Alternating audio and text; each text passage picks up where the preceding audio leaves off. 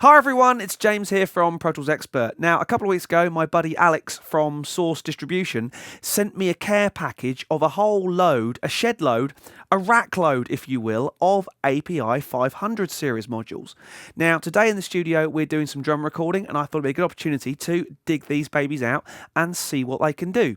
But also, I thought it was quite a good opportunity to make a video that showed off the whole getting it right on the way in, and then the difference between that and mixing it, fixing it in the mix, call it what you will, tweaking afterwards.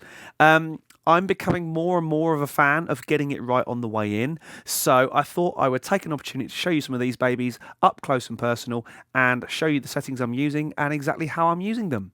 So come and take a look down here in the rack and I'll show you what I'm using on the kick drum, the snare drum and on the hi-hat. So I'm using 8 modules in total, 3 512C preamps, one on the kick drum, and I'm also using a 527 compressor and a 550 analog EQ. Again, a 512C for the snare drum with a 525 compressor or limiter and a 565 notching EQ. A 512C for the hi-hat and a 560 graphic EQ to tame it a little.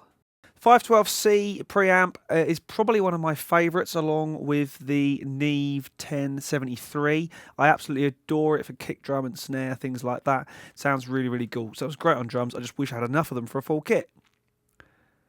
And say the 527 and the 550 are my compressor and EQ of choice. You can see the settings I'm using here.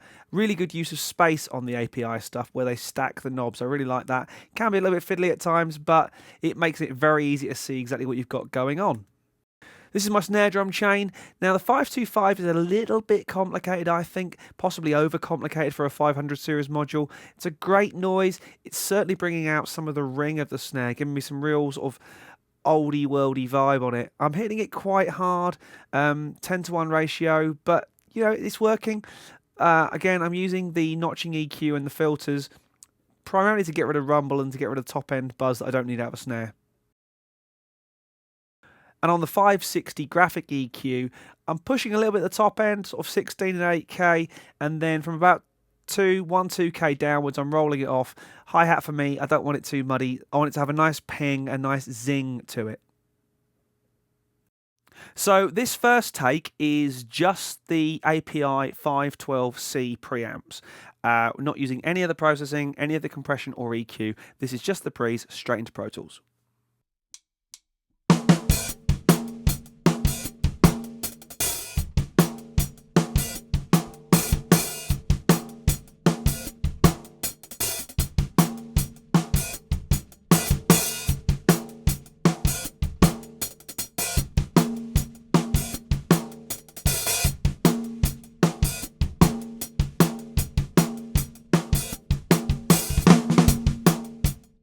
Now, this second take, it is a different take, so the drum performance is slightly different, but this is actually using the EQ and compression on the kick and snare, and the graphic EQ on the hi-hat.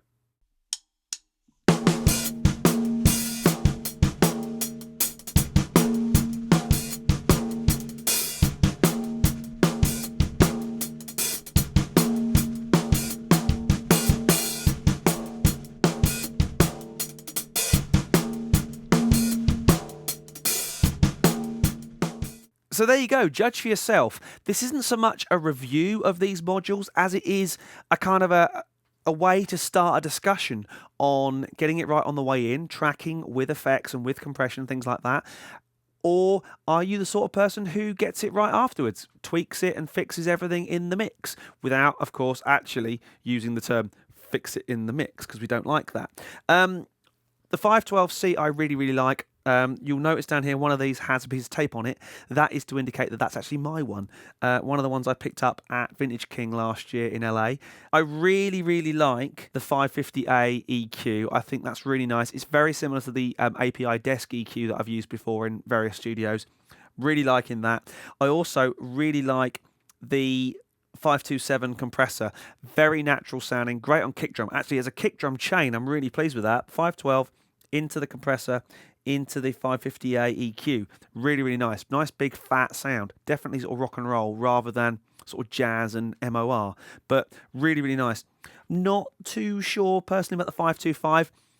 Few too many options. It's possibly a bit too fiddly for me on the way in. As a hardware insert, absolutely fantastic. I'm really loving it, but possibly a little bit too confusing on the way in. The 560 graphic, I really, really like. I really like graphic EQs in plugin format. I think SPL do a series of Rangers, and this is very much like the hardware equivalent to those. I really, really like it. Really easy. Great hi-hat sound. I love those particular 14-inch hi-hats. They've got a really nice bite, really nice sizzle to them, and this just allows me to bring that out a bit more positively, should we say. Other than that, really, really nice. I'll be very sad to see some of these go back. I might be seeing if I can keep some of those 512C preamps, but hey, who knows?